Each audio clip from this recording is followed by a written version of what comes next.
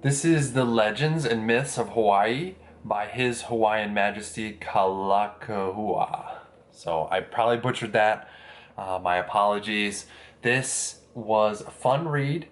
It is 522 pages long. I'm not sure how many chapters. There's a lot of subdivisions, but I think let's see if I can see how many myths there are. Looks to be between 15 and 20 myths. And I really thought that this would be all about, fantasy, the gods they worshipped, and there was a lot of that. But the main thing that this did was it's a historical record. But in addition, there's some mythology and stuff like that. So this traces all the way back to the Hawaiian Adam. They go the chieftain line down the way. So each story will start with this is this person's descendant is this, and then descended from this, descended from whom, and so on and so forth down the line. And then after they establish the chieftain line, they then go into the story and the myth. And there were some really cool ones, lots of fun ones. I learned a lot about Hawaii and the Hawaiian Island group. I was shocked to find out that for hundreds and hundreds of years they were separate tribes. I assumed they were all one group from pretty much the start, which is not true. Kamehameha 1 is the first to sweep the group and consolidate. So each island, Maui, Kauai, all had, the main island, they all had individual mois, so the head chieftain, and then individual districts. So, the leader would say, hey, I'm calling up the warriors for battle, send me warriors, food, and money, and then the district chiefs would each be responsible for sending the resources for war, and then they would go off and try to take over another island. So, lots of fun. The gods were living. I think there were fish gods, shark gods. Pele was my favorite. She is the goddess of volcanoes, and she had, I think, 7 or 8 brothers and sisters, so that was something new that I didn't know. A lot of this I had no clue, and the expectations that I had for the Hawaiian Islands were completely shattered. Like everything that they did and they learned, their style of living, their, religion, all of it, I had no clue. So this was really cool, lots of fun. It was a great read. It struggled a little bit because I was expecting more fantasy and it was kind of more historical, so not a bad thing. But this king of Hawaii wrote this book in 1800s, somewhere in the 1800s, and his goal was to travel the world and raise awareness about Hawaiian culture. And so I think this is the first book I've ever read from the 1800s voluntarily. And so there was a little bit of that, but it also is translated.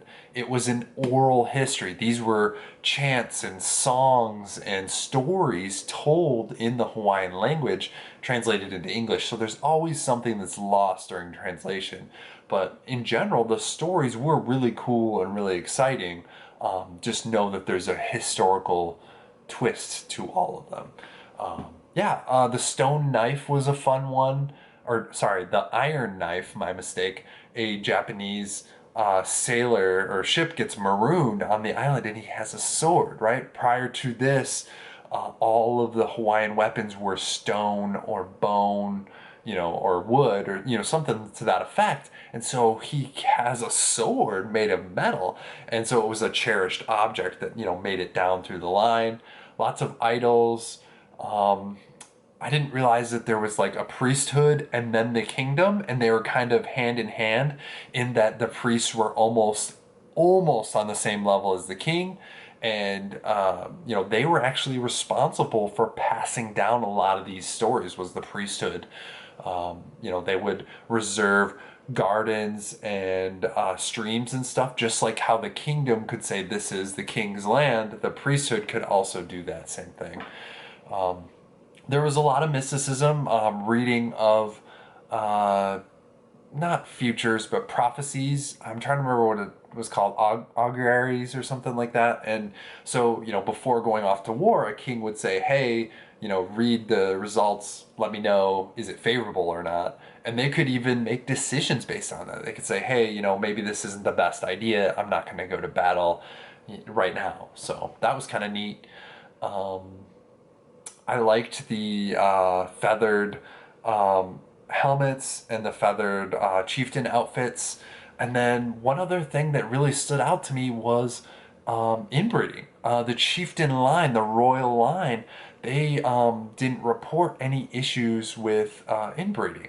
In Anglo-Saxon society, I've always been told that, that could be an issue if, your cousins or whatever. There was no issues. I don't know if maybe, it was said that the chieftain line was larger than the average Polynesian.